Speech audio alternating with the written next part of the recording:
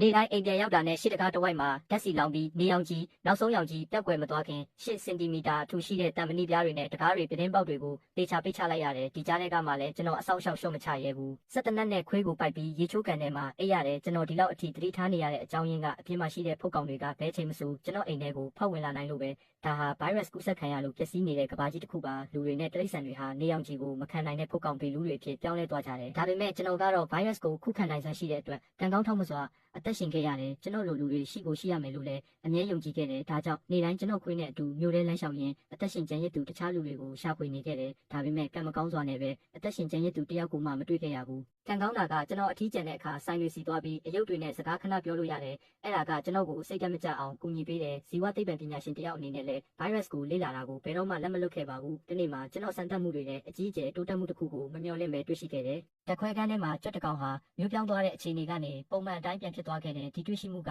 ကျွန်တော်ကိုတုံ့လုံးဝမ်းသာစေခဲ့တယ်အဲ့ဒီအချိန်မှာလူသားတွေနဲ့စံတက်မှုတွေကိုအမြန်ဆုံးစတင်ဖို့ဆုံးဖြတ်လိုက်တယ်ဒါကြောင့်ကျွန်တော်ရဲ့သွေးကိုငါးစာအဖြစ်သုံးပြီးထောင်ချောက်တစ်ခုကိုဂရုတစိုက်ဆင်ခဲ့တယ်မကြခင်မှာပဲအမျိုးသမီးဖုတ်ကောင်တစ်ကောင်ကိုဖမ်းမိခဲ့တယ်အဲ့ဒီဖုတ်ကောင်ကိုတက်ခွဲကန်းစီပြန်ခေါ်လာပြီးစံတက်မှုလုပ်ခဲ့တယ်ဒါပေမဲ့ကာကွယ်ဆေးထိုးပြီးနောက်ကျွန်တော်မျှော်လင့်ထားတဲ့ရလဒ်ထွက်မလာခဲ့ဘူးဖုတ်ကောင်ကအရင်ကအတိုင်းအကြမ်းဖက်စွာယူသွနေလုံးမဲ့ကာကွယ်ဆေးကခန္ဓာကိုယ်အပေါ်ဘာအကျိုးသက်ရောက်မှုမှမရှိခဲ့ဘူးကျွန်တော်ကသူ့ကိုသတိမေ့စေပေးပြီးတိကျခန်းနဲ့ပိတ်ထားရုံမှာအပတခြားရွေးချယ်စရာမရှိတော့ဘူးနောက်နေ့မှာတော့ကျွန်တော်ပုံမှန်အတိုင်းမျိုးတဲ့အသက်ရှင်ကျန်ရစ်သူတွေကိုရှာဖွေဖို့ထွက်ခဲ့တယ်အဲ့ဒီနောက်မှာရင်းနှီးတဲ့ပုံစံတစ်ခုရှိမှပေါ်လာခဲ့တယ်ဆိုင်ထဲမှာရှိနေတဲ့အယုတ်ကလမ်းပေါ်မှာရက်နေခဲ့တယ်ဒီရုပ်တရက်ပြောင်းလဲမှုကကျွန်တော်ကိုကြောက်လန့်တကြားအိတ်ခဲသွားစေခဲ့တယ်ကျွန်တော်မစင်စားတော့ပဲတနက်မောင်းခလုတ်ကိုဆွဲလိုက်ပြီးတနက်ပစ်လိုက်တာနဲ့အယုတ်ကလဲကျသွားခဲ့တယ်အဲ့ဒီအချိန်မှာကျွန်တော်သတိမထားမိပဲနေမိတယ်ဒါဟာကျွန်တော်ကိုလက်စားချေဖို့ဖုတ်ကောင်တွေကဆင်ထားတဲ့ထောင်ချောက်တစ်ခုဆိုတာရှင်းနေပါတယ်ကျွန်တော်ခေါင်းနဲ့မြေပြင်ကိုစောင့်မိပြီးမကြခင်မှာပဲသတိလစ်သွားခဲ့တယ်သတိပြန်ရလာတော့နေကလုံးဝနီးပါးကျသွားပြီဖြစ်ပြီးမြို့တစ်မြို့လုံးဟာဖုတ်ကောင်တွေရဲ့နေမြေဖြစ်လာတော့မယ်ဒါကြောင့်ကျွန်တော်အင်အားတွေအားလုံးကိုစုစည်းပြီးကျိုးကိုဖျက်လိုက်ပေမဲ့ပြုတ်ကျတဲ့အခါဓာတ်နဲ့ပေါင်ကိုမတော်တဆထိုးမိသွားတယ်